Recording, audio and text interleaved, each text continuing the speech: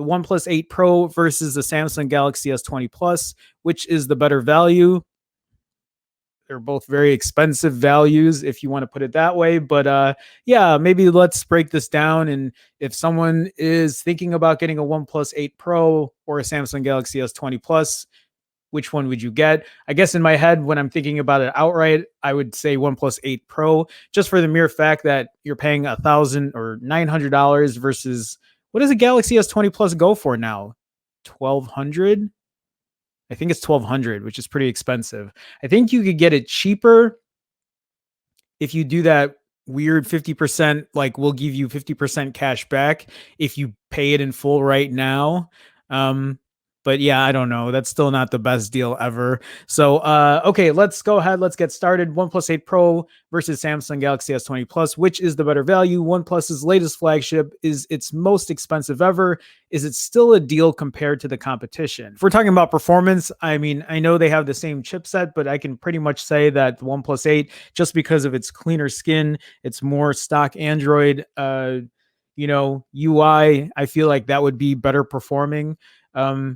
And I only can talk about experience because I've had past OnePlus phones and, even a year or two later, they still perform really well, which is not something I can say about older Samsung phones. Maybe it's different now, but I wouldn't be too surprised if it wasn't. Both the 8 Pro and S20 Plus are pretty stacked specs wise. Each has a Snapdragon 865 and up to 12 gigs of RAM.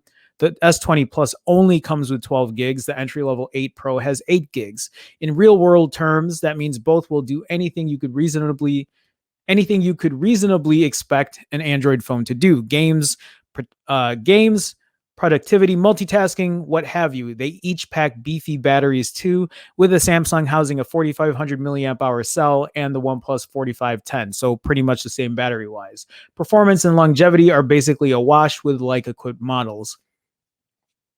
I really wouldn't call it a wash. I mean, yeah, maybe when you first get a S20 Plus, maybe the performance is pretty good, pretty solid at first, but I don't know. I think there's something about its UI that starts to bog it down, to slow it down as time goes on. I could be wrong.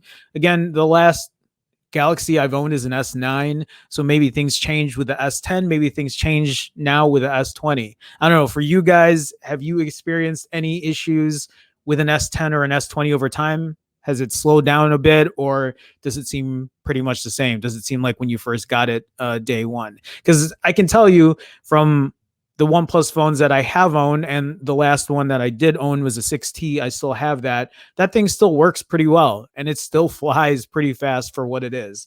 Okay, camera. This is a weird one.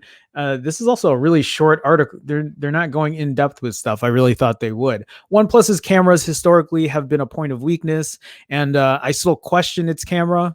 Yes, it's been a point of weakness, and I still think it's still a point of weakness.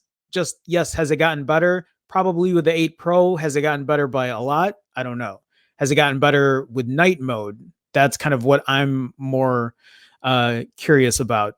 Nightscape, right? That's what OnePlus calls it, Nightscape. So the 8 Pro has four of them cameras. 5 if you count the selfie cam. There's 48 megapixel regular and wide options, plus 8 megapixel telephoto and a baffling color filter camera that shouldn't factor into your decision. Yeah, I don't think anybody is buying a OnePlus 8 Pro because of its color filter camera lens. On the S20 Plus, you'll find 12 megapixel primary and wide shooters and a 64 megapixel telephoto. Although performance has improved since the last generation, Ryan found OnePlus's image processing a bit heavy-handed on the 8 Pro, with saturation and contrast tuned too high. Which is, yeah, that's usually it. Yeah, it says here that's Samsung's signature move when it comes to photography too, which is what I was thinking. And frankly, neither of these phones, look at that sentence right there. Frankly, neither of these phones are going to deliver the best mobile photography. You're spending $1,000 or $900 or $1,100 or $1,200 or whatever on a phone, and for them to just outright say neither of these phones are going to deliver the best mobile photography, that is a punch in the gut. Why are you spending that much money then? Are you spending it because of its performance? Because you're brand loyal, I don't know. I wouldn't spend that much money then if you know that the camera's not going to be top tier. They're both capable though, and neither has a camera that should dissuade you from buying. See, I don't agree with that statement either. I think for a lot of people, when I ask people what they want out of a phone, I think the two things that I hear a lot is, hey, I just want something with a good battery and a good camera. I mean, and so when someone tells me that, I have to think about that and be like, okay, well, what are the best camera options out right now? Um, what's going to perform really well, and then of course you have to factor in the price point. So I'm not saying that they're going to be bad cameras, but again, if you're paying that much money for a phone, I don't know, maybe there's some better options out there, or maybe you could save a couple extra bucks and get something with a better camera that's not going to, cost you close to $1,000. As far as the display, the S20 Plus and 8 Pro both feature big, beautiful 1440p screens, Quad HD, both just a skosh. Is that a word? Skosh? Both just a skosh under 7 inches. Is that like a skosh? Is that like a smidge? I think so. I'll have to check that up later. 6.7-inch on the Samsung, 6.78-inch on the OnePlus. They're both capable of high refresh rates too, with the option to display content in either 60 or 120 hertz. But to save battery, Samsung knocks the resolution down to 1080p when 120 hertz is active. OnePlus gives you the option to max both, which is bad for battery, but an objectively better experience if you want it. That is the main key point here. A better experience if you want it. So if you want to use Quad HD, 120 hertz, you can do it. And if you don't want it, then you can turn it off. Samsung doesn't give you that availability. Maybe they will in a future update. I don't know if that's true or not. But it says here the 8 Pro has the edge here. I agree, but probably loses it for the inconsistency of its display panel overall. The S20 Plus and 8 Pro offer a lot of similar features. They both are 5G compatible. We have gone through this story many times.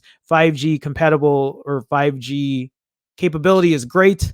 I just don't think it is the best thing to have right now. They keep increasing 5G everywhere, it makes me happy to see, but I still don't think it is ready for prime time just yet, or it shouldn't be your deciding factor when you're buying a phone just yet. IP68 rated and have wireless charging. There are some differences though. Samsung's new hotness supports millimeter wave 5G. That's the faster but less widely available kind. The 8 Pro does not. That's right. If you want millimeter wave, I think the only option that you can get is Verizon's version. And it's not even an 8 Pro. It's just an 8 that you still have to spend an extra $100 about. I talked about this, I think last week or 2 weeks ago. It's an awful buy. Don't buy it. Don't buy anything right now for millimeter wave, especially because you're not going to be able to really find it anywhere. It also has expandable storage and an always on display. OnePlus says AOD, always on display, is coming soon to its phones, but hasn't said when. Yeah,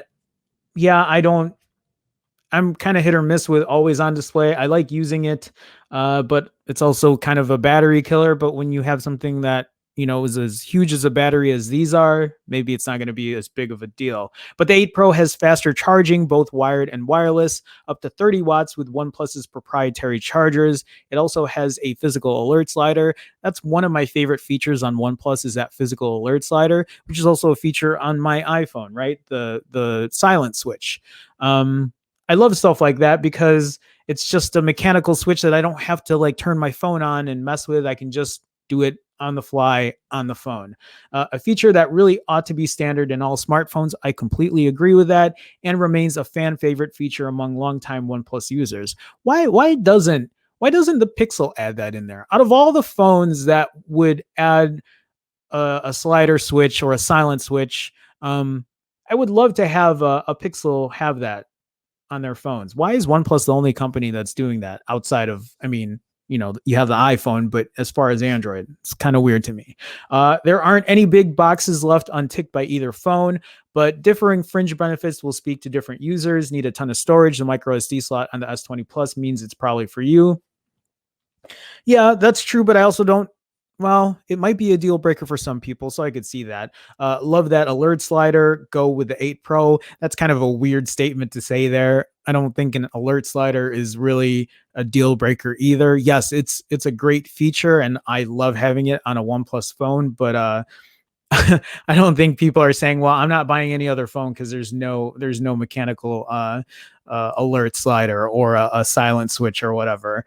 Um, okay, so price: the Galaxy S20 Plus starts at $1,200 for the model with 128 gigs of storage. Now, remember, you can go to Samsung's website and you can uh, do that 50%, where they give you 50% of your money back if you send the phone back within 2 years. Now, you have to make sure that the phone screen doesn't crack and that you don't like completely abuse it. But if you spend $1,200 on this S20 Plus, they'll give you $600 back anytime within 2 years when you're ready to return it, which isn't a bad deal at all. Because then in a way, it's like $600 that you're getting back, but they're still holding that other $600. So you still have to shell out all that cash right off the bat. The most comparable trim on the OnePlus 8 Pro, the one with 12 gigs of RAM, is $999 and has 256 gigs of storage space. Oh, I see what they're saying here. So if you want to compare head to head with 12 gigs of RAM, the only one you can get with 12 gigs of RAM is their $1,000 version for OnePlus. So it's still $200 difference.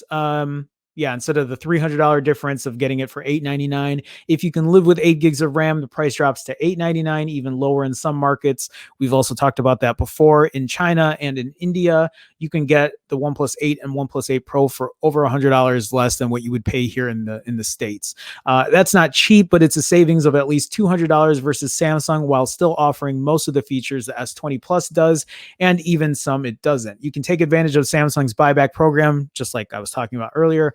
On the S20 family, though, which guarantees Samsung will pay you $600 for your S20 Plus when you send it back to them after 24 months. After 24 months? I thought you're supposed to send it back to them within 24 months.